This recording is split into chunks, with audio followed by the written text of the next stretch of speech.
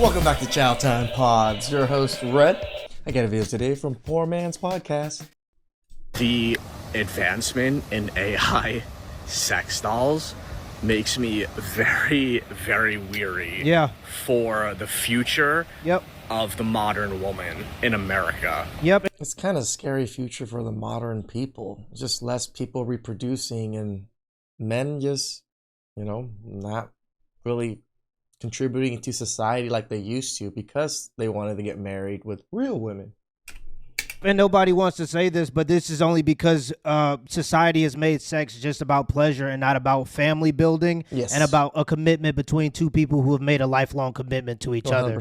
When it was about family building and a commitment to two people building that connection between each other, it had more grounding. But now that it's just about pleasure, if a man can get that same pleasure from a doll, what's the point of being in a relationship with a woman who he has to serve? And then when you look at the interest of women now, on a list of 12 things that make people consider themselves to be successful, women ranked having a family as number 12. Jeez. You have to understand that. So women don't want family, so then that just makes it all about pleasure. And if a man can just get pleasure from a doll, why would he need to cater to a woman when he could just get it from a doll?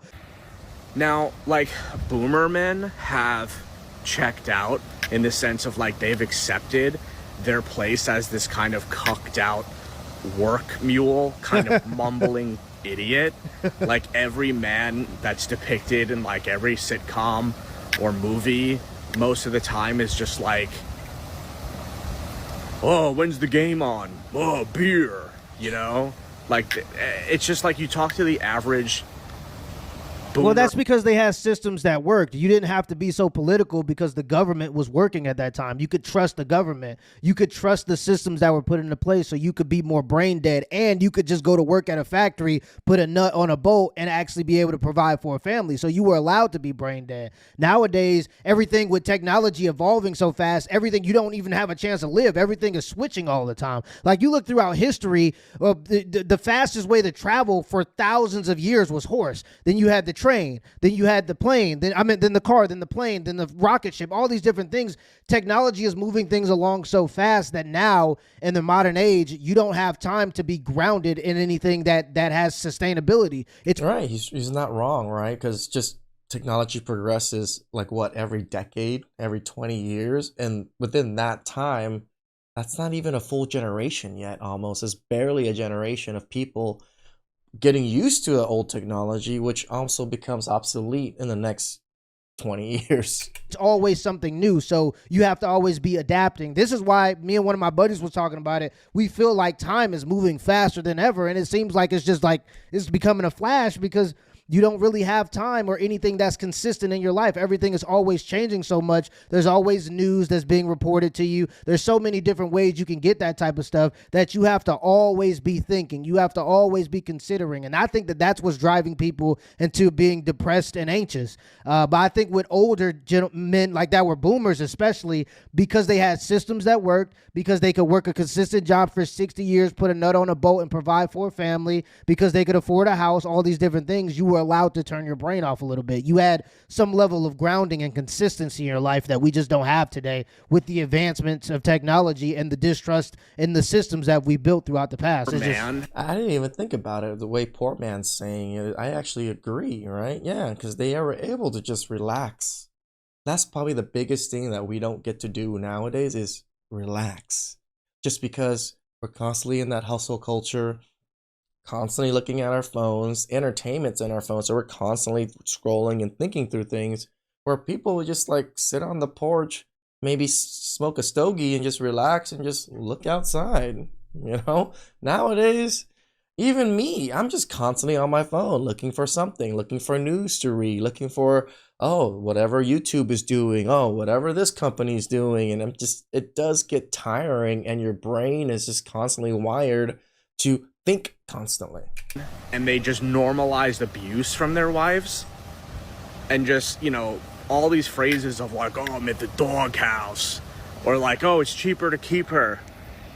And, they'll tell you things like, that's just how marriage is. And like, my whole life growing up, like all the couples that would come in and out of my parents' restaurant, and they would say to 10-year-old me, like, oh, Aunt, when you grow up, don't ever get married. But like, it's true. You know what I'm saying? It's like, they're saying that as a joke, but it's like, it's true. Their lives are so fucking miserable.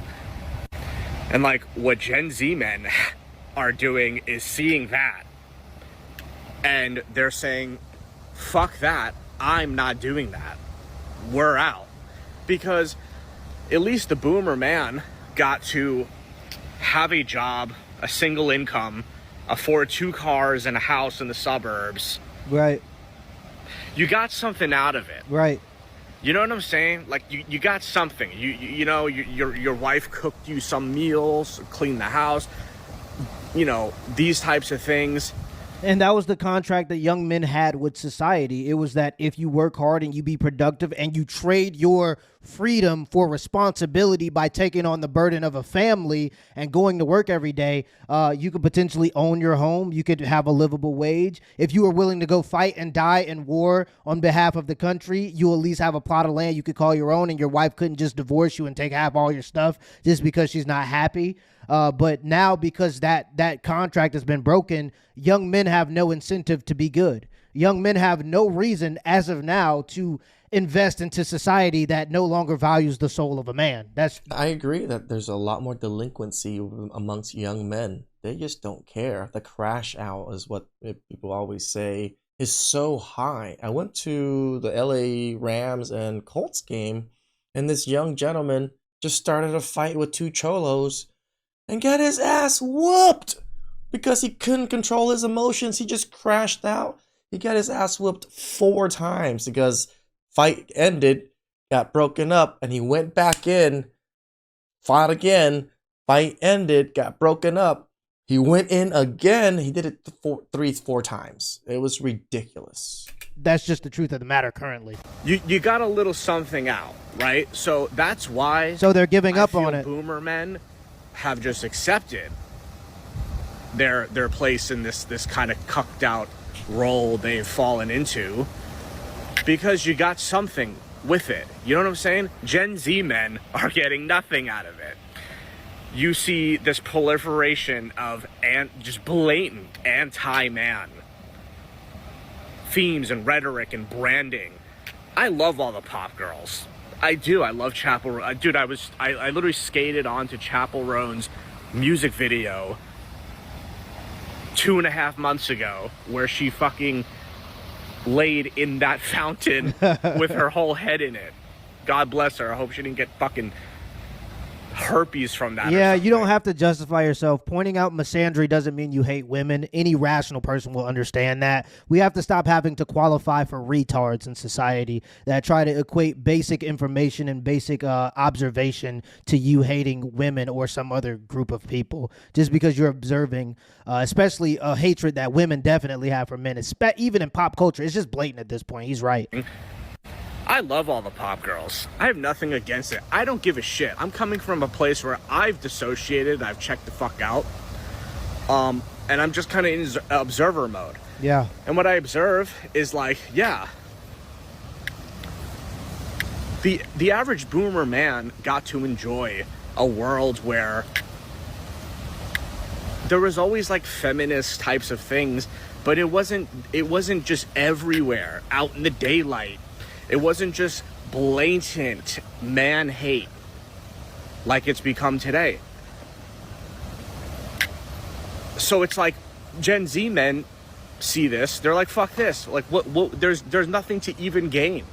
There's all this rhetoric, I don't cook, I don't clean. And this has come from me. I don't even want kids. I don't even see myself being married. And I think more and more men are heading that way. I'm not saying I'm just gonna fuck a doll, but my point being is that you give a man like a fucking ball and a stick, they can like entertain themselves for hours. Yeah. Women don't work like this. You give two boys, right? You give even adult men, right? You give 2 adult men a fucking rubber ball, they'll find a way to entertain themselves for hours. You give 2 girls a fucking rubber ball, they might just like flick it, be like, oh, Tracy, I don't know, I want to go home, I'm tired. we're just wired so differently. I'll say this though, I've seen two women talk about absolutely nothing for hours.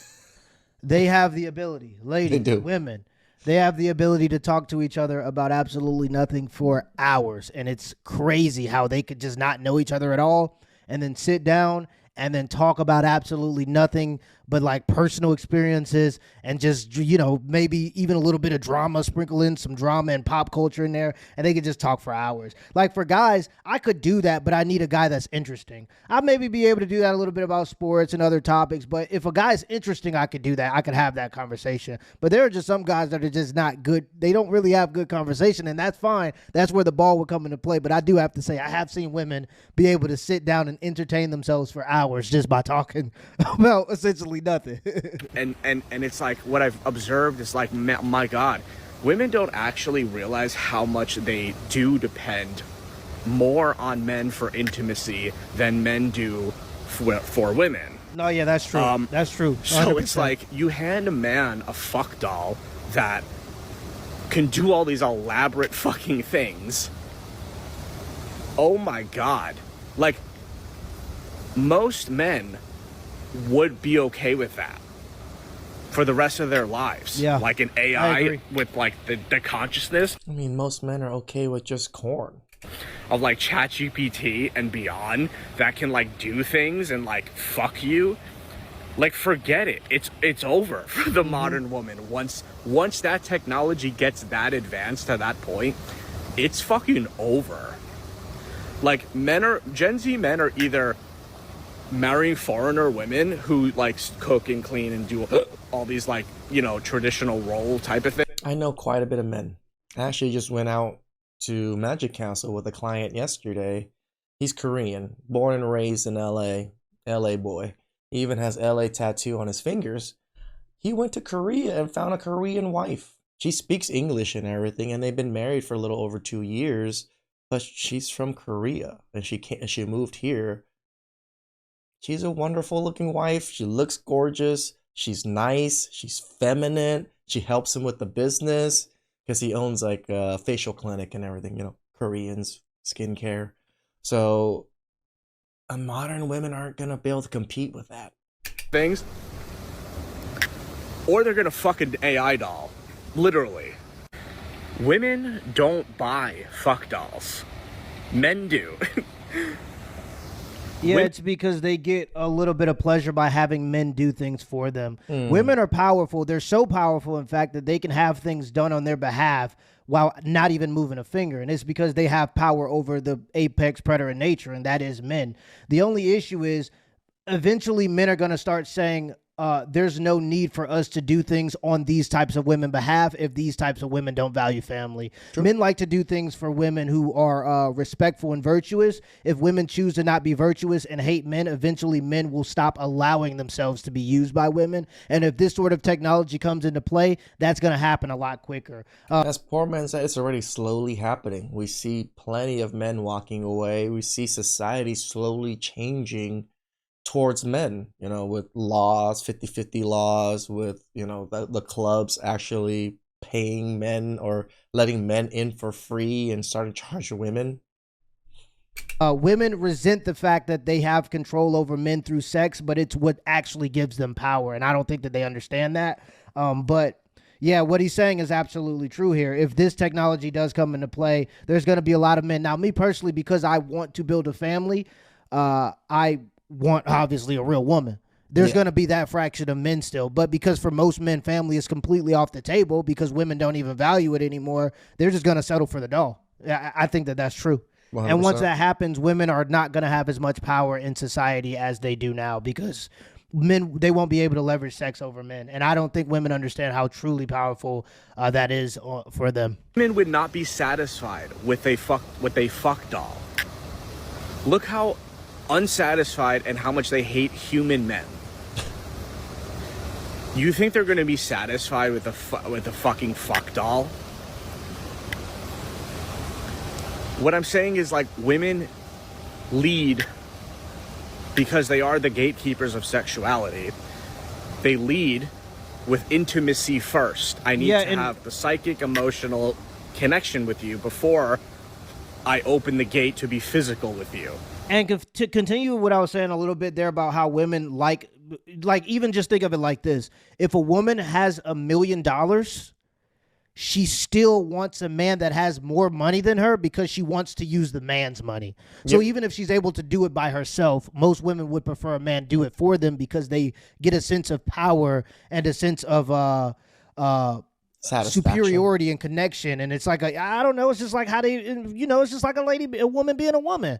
They want to be able to have men do things for them. That's how they see themselves as powerful. So even a woman who has the resources to do things by herself still wants a man that has more than her to do the things that she wants to do for her on her behalf. That's what I'm saying. A little bit further on what Poor Man says, I think his women know they're weak.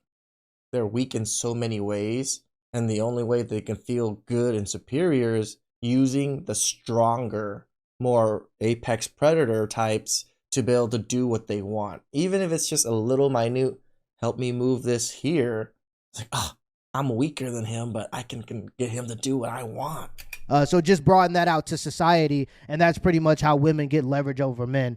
They have the leverage of reproduction, and once they just choose to not be reproductive anymore, then men are just going to go, oh, well, what's the point of doing things for you now? And Men are the opposite. Men lead most of the time with the physical aspect. That's why the repulsion factor for when a woman cheats versus a man cheating is completely different. Like, if you think about the archetype of the woman who falls in love with like the ambitious go-getter man, right? And they make it big together, and they're now they're rich, and then now it's like she justifies cheating on him because he works too much. And it's like, again,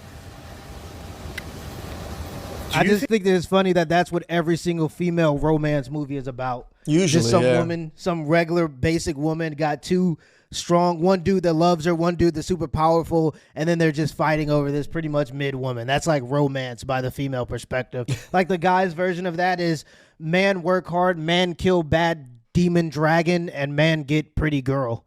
The female version is like woman in confused relationship, has horrible boyfriend, cheats on horrible boyfriend with different guy, justifies it because boyfriend was horrible. It's just like, it's always like something to do with cheating in these romance movies and stuff. I think a woman like that. I think one of the best examples is, what's that one movie?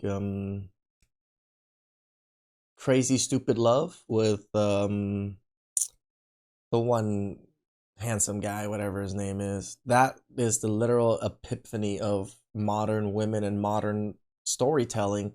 Man, woman cheats, man leaves the house, tries to do better for himself, actually can do better for himself, but ends up still going back to the wife because he misses his family, he misses everything, and they get back together. Is going to be satisfied with just a fuck doll.